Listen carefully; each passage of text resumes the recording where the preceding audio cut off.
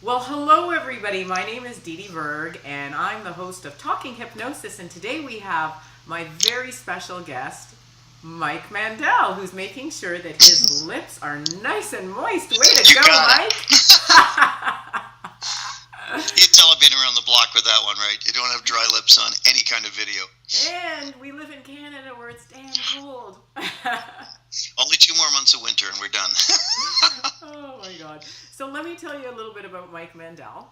Mike Mandel is widely regarded as one of the world's most well-known hypnotists. He has 18 nominations and 6 awards for excellence in entertainment.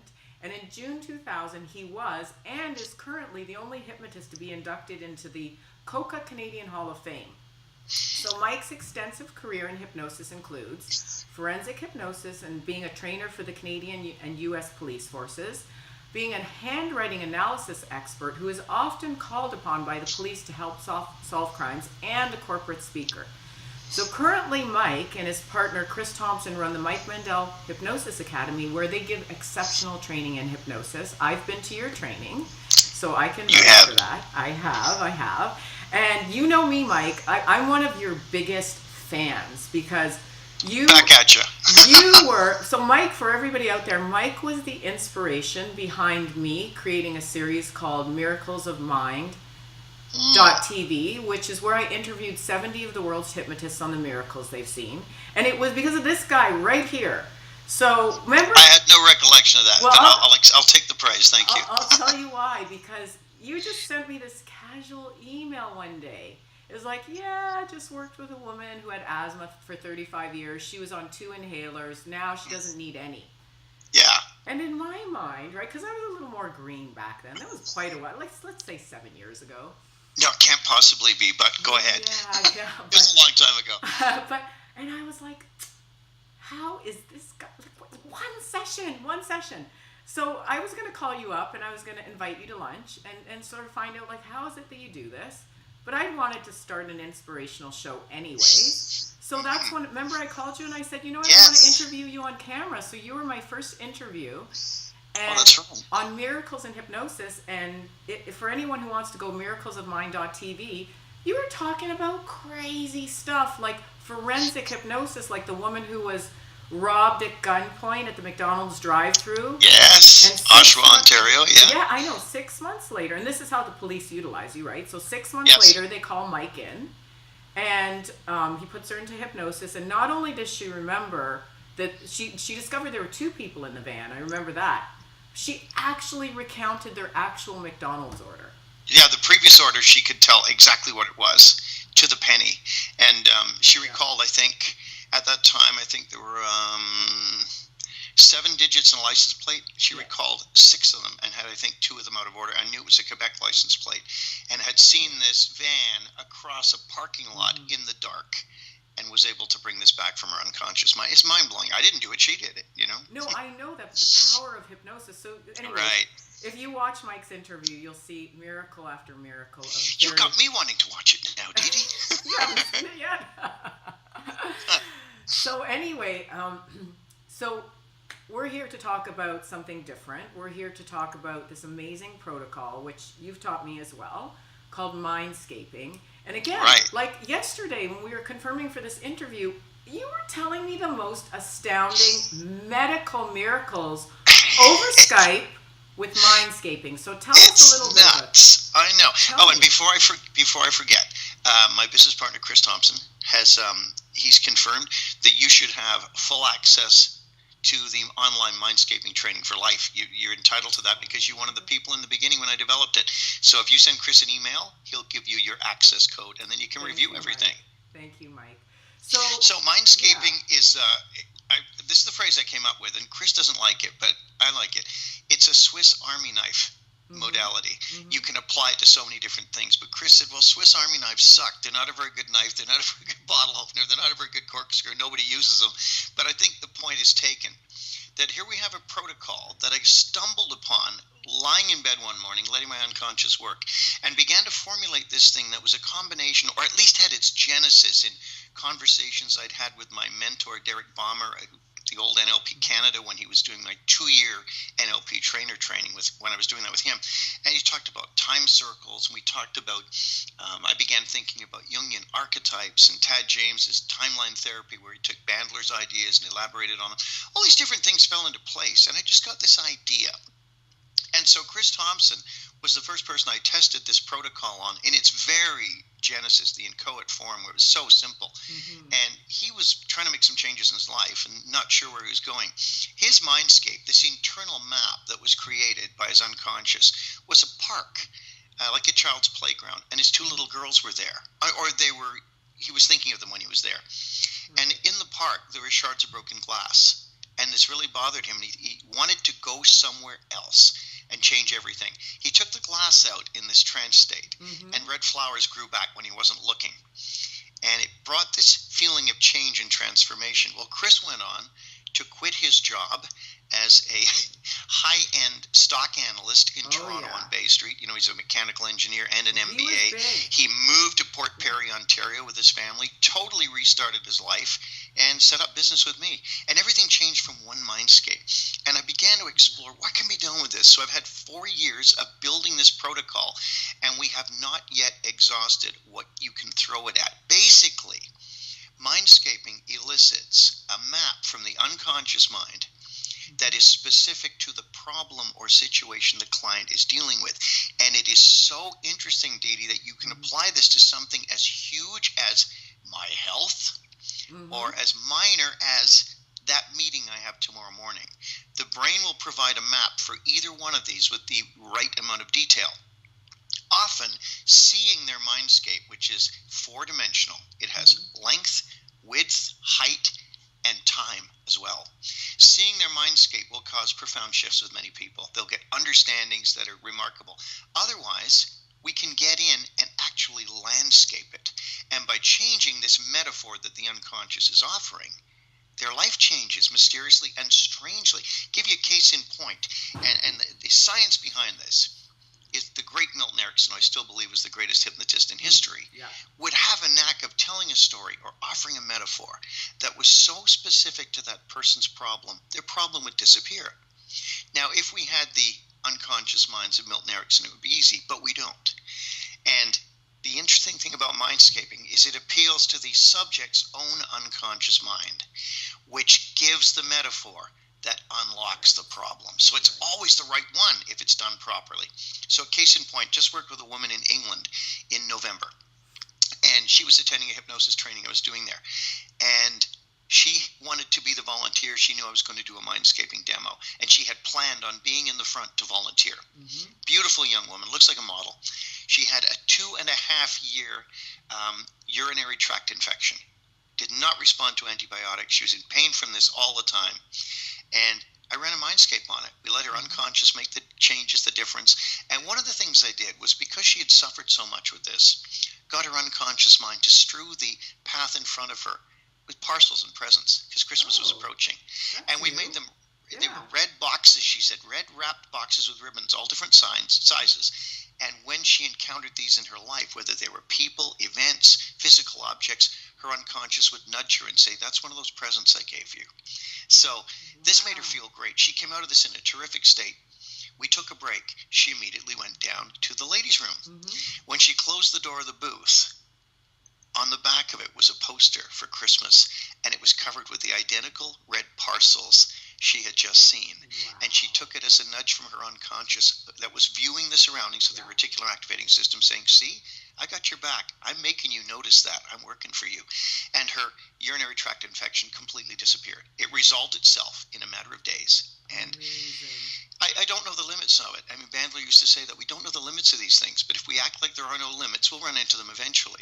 So this is a tool where a therapist can learn it in one day, as I'm teaching at Hypnothoughts Live, a one-day certification program, where at the end of it you're certified, you can use it in your own practice. And the advantage is, for the busy therapist, I don't see anybody live anymore. And you know that because I used to use your office when I did. But I see people on Skype. Yesterday I saw an American woman who's a psychologist on Skype, and I also saw a man in Madrid, Spain. Both of them I dealt with through Mindscaping. And Mindscaping is phenomenal for Skype. It is highly unlikely to cause abreaction.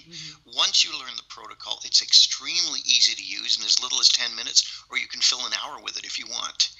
And the results are absolutely incredible. So it's quite reasonable to make an extra $300 an hour just doing Mindscaping and never leaving your office. And you also said it can be used before and after a hypnosis session to show the person's unconscious mind, this was you before, we've done the hypnosis, this is you after. So it's good as some sort of verification.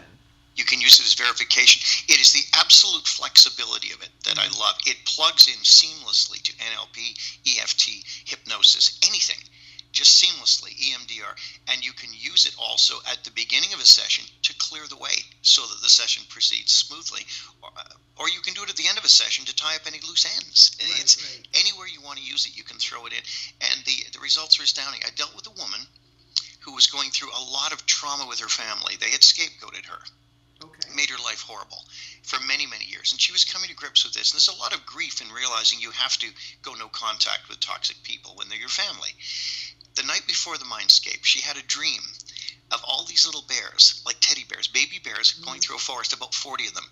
And they had a box of red T-shirts. They're ripping this box apart, and the little bears were trying to put these T-shirts on.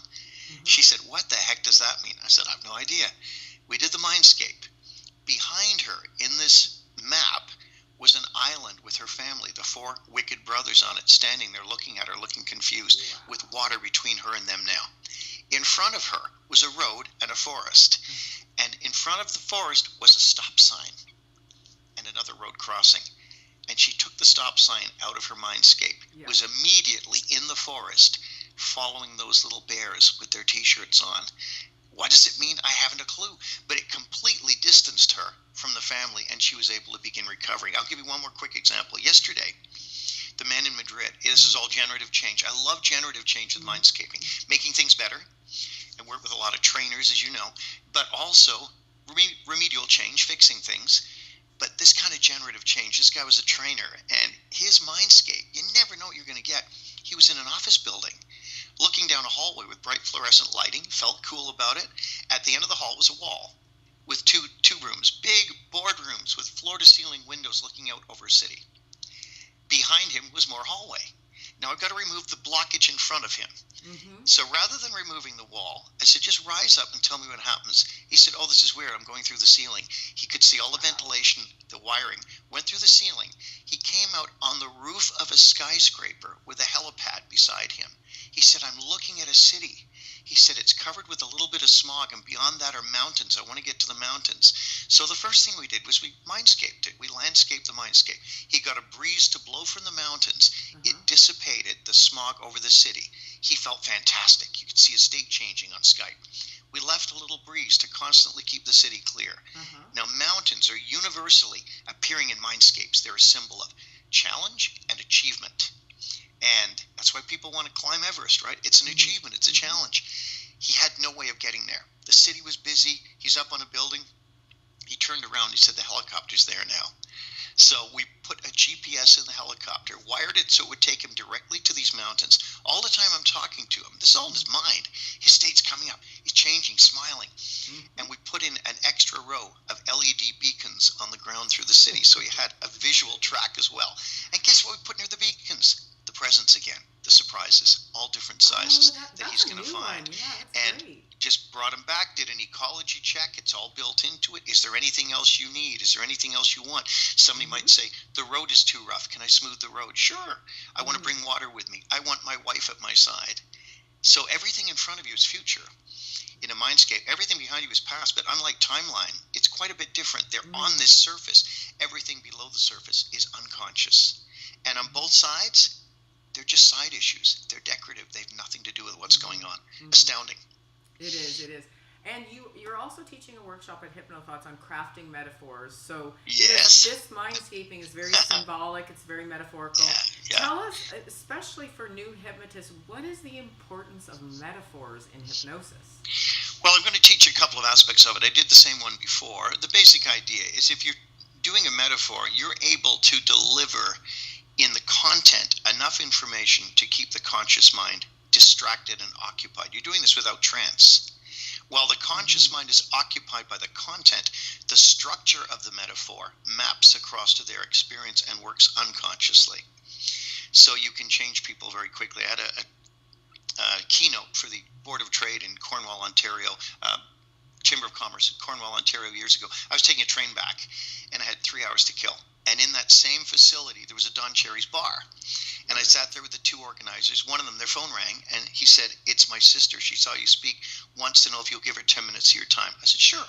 She came in. We sat in the corner of the bar with a glass of wine, and she was worried about her daughter. Her daughter was the, quote, Paris Hilton of Cornwall, Ontario. Right. This girl, her life was crashing and burning. Her boyfriend had just rolled his Jag. They found pounds of cocaine in the trunk. He was going away, but she was going to wait for him forever. She was in with a bad crowd. The mother was stressed beyond belief.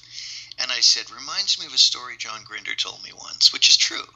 The Leanna vine, a vine that grows into the sunlight. Headline edition is, it grows into the sunlight, drops pods. The pods send the seeds down into the fertile soil. They become negatively heliotropic. They move away from sunlight into the dark. Then they come back and climb up the tree into the sunlight. I tell it, flesh it out, speak slowly, hypnotically. She goes into state. Her lower lip size increases. And she goes, "Wow, that's some story." And I said, "That's right." Yeah. She said, "Sounds like somebody's life." And I said, "That's right." They contacted me about a week later. The guy said, "My sister has transformed." She said, "You know what? I'm going to let go of that girl. She's in her 20s. She's going to get this out of her system. She'll come back when she's ready." But she never mapped the hypnotic metaphor across to what had happened in her life. I do this all the time on planes, talking to people, trance them out with metaphors. It's a remarkable way of doing conversational hypnosis without the person knowing you're doing it. Yeah, right under the radar. Right under the radar. I love it. Yeah. So let's talk a little bit about graphology because yeah, sure. Because remember, I was a non-believer. So oh. So the only reason I'm thinking, what can you tell from someone's handwriting? Did you do my graphology course in Toronto? I did. Remember? Yes. So I said, okay, Mike's offering a course, and because Mike has cred with me, because I know you're a good researcher, and I don't fall for any of this hokey stuff. I said, I'm going to take that course. And wow, seriously? Like when you gave us later on examples of, you didn't tell us who they were at the time. The class analyzed them, and when we discovered who it was after, it was jaw-dropping. It's like, you always used to say, the writing tells you everything. Yeah, it never, ever lies. Never. Right. And graphology is a science. It's a soft science, like psychology. It's a branch of psychology, but it's used in Europe. It's mainstream for hiring and firing, for couples who are having problems. It's mainstream there. And there's two basic streams of it. There's trait stroke, which is American graphoanalysis, which I'm certified in. Right. And there's also the European system, which is Gestalt graphology, which I've studied for years. I got 30 textbooks on this or whatever. And I started doing it forensically because as a police trainer, teaching at the Ontario Police College, the OPP Academy, New York State Troopers, and so on, when I would demo it, they were fascinated. And people wanted to learn it, and they wanted to know how to determine psychopathy and predisposition to violence. And they always want to know what's the science. The science is the same as with any other science. It's large numbers. If you research, like at University of Heidelberg, the Sorbonne in Paris, you get 10,000 people who are alcoholics and look at their handwriting, you can find the common element. Or a thousand high achievers, or whatever it is. And then you start making predictions based on it and adjust your theories to match. But it's been around for well over 100 years in a standardized form, and it's remarkable the things you'll determine.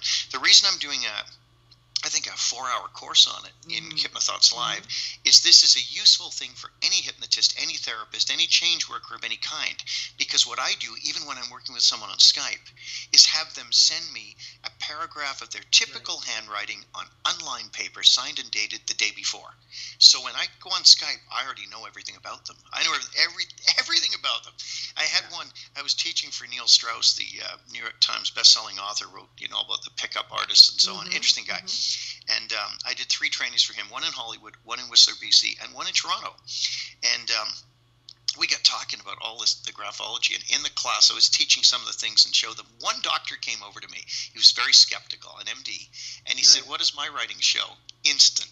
I said, "Your writing is very stable, but I immediately want to know, how are you controlling that sexual aggression and where's it going?" Lower levels. He went bright red and he said, "Okay, this is way too weird for me," and walked away.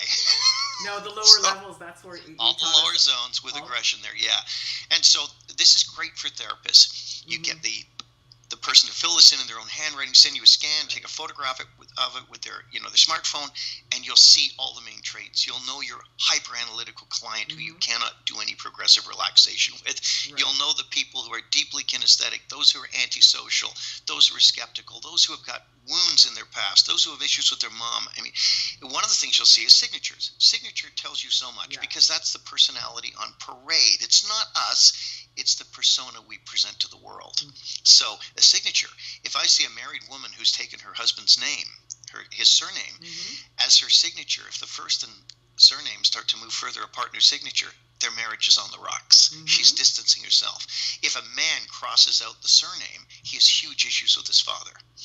And a buddy of mine in England was a policeman, used to take me to all my events when I worked there. And he said, "What does my writing show?" And he handed me his warrant card, and it was just a signature. And his first name was Paul. His second name was just a scrawl. I said, "Issues with your dad?" He said, only every day for the last 30 years. Yeah. And the amazing thing is, I've seen this in signatures, and it's so alarming because that you really need to pay attention when they cross themselves out. That's suicidal tendencies.